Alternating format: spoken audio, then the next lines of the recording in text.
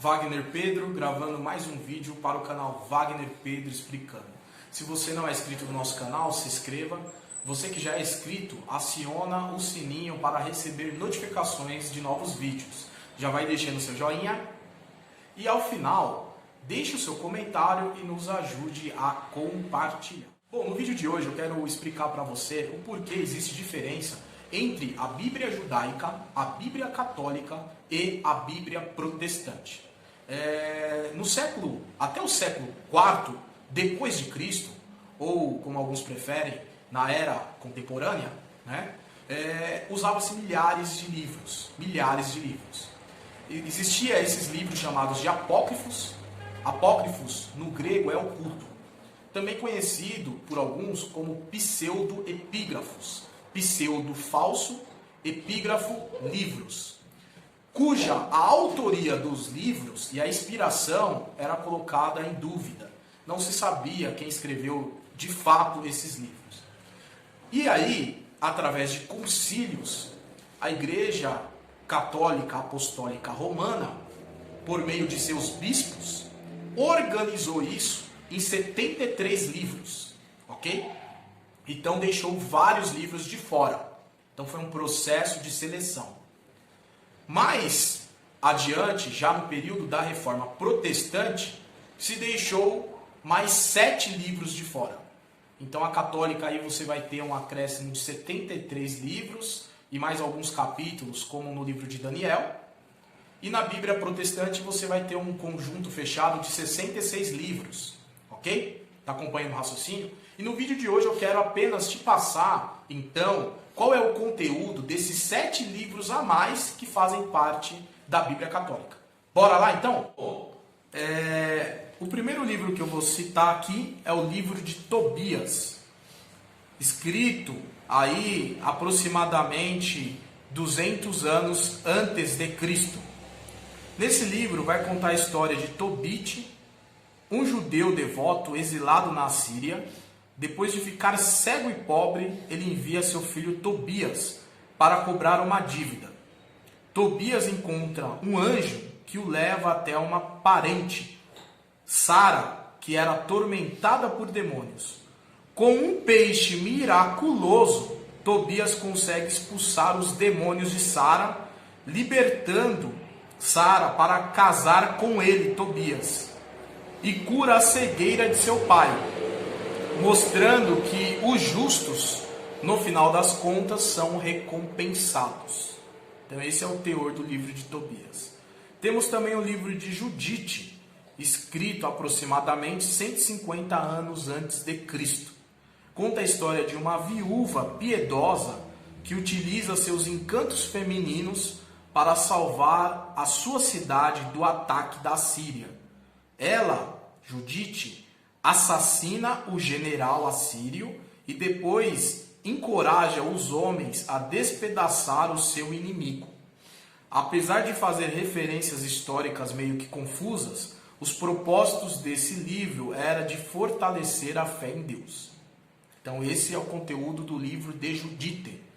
Agora o livro de Baruque, escrito aí no 2º século antes de Cristo. Supostamente foi escrito por Baruque, que era o escriba do profeta Jeremias, durante o seu exílio no Egito. Esta obra ela conclama Israel a voltar a ser fiel a Deus, na esperança de que haja restauração. Falava das necessidades dos judeus do 2º século antes de Cristo, que naquele momento se sentiam permanentemente exilados.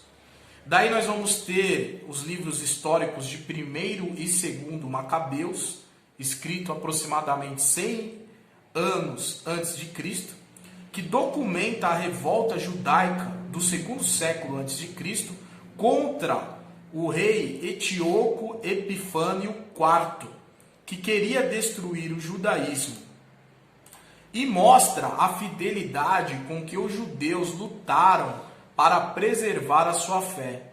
Os mesmos acontecimentos são relembrados em 2ª Macabeus, mas dentro de uma perspectiva teológica. Então aqui vai contar, por exemplo, o milagre da Hanukkah, né? Esse milagre da Hanukkah é muito importante para os judeus até os dias de hoje, né? A Hanukkah hoje é uma festa judaica, também conhecido como Festival das Luzes, que é uma palavra hebraica que significa dedicação ou inauguração, né? E é comemorada a primeira noite de Hanukkah, começa após o pôr do sol do 24º dia do mês judaico de Kislev, e a festa é comemorada por 8 dias. Por que isso? Segundo a tradição, o candelabro ficou aceso durante 8 dias sem se apagar. O fogo, a chama não se apagava. Então é considerado o milagre da Hanukkah e é registrado no livro de Macabeus. Finalmente aqui vamos caminhando, Sabedoria de Salomão, escrita aproximadamente 100 anos antes de Cristo, que apresenta como testemunho do próprio Salomão um poema que busca incentivar o amor pela sabedoria ao fazer a reflexão sobre a sabedoria e o destino do homem, a origem e natureza da sabedoria e a sabedoria da história de Israel. E fechando aqui esses livros, o livro de Eclesiástico, escrito aí aproximadamente 175 a.C., originalmente chamado de Sabedoria de Jesus, filho de Siraque. A obra teve seu nome mudado para Eclesiástico na Vulgata, né, que é a Bíblia em latim. Traz dizeres sábios que estão baseados no respeito à lei judaica e na veneração aos grandes heróis de Israel.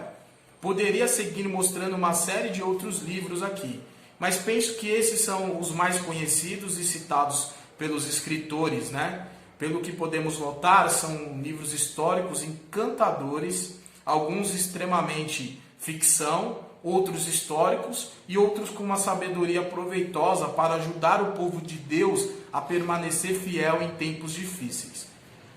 Então, meu querido amigo e irmão, você que não tem uma Bíblia católica, adquirir uma Bíblia católica e ler esses livros, eu recomendo a leitura, porque é uma leitura que vai ser proveitosa para a sua vida. Espero que esse vídeo tenha feito sentido para você, nem se for a título de curiosidade. Tamo junto, meu forte abraço, Dr. Wagner Pedro.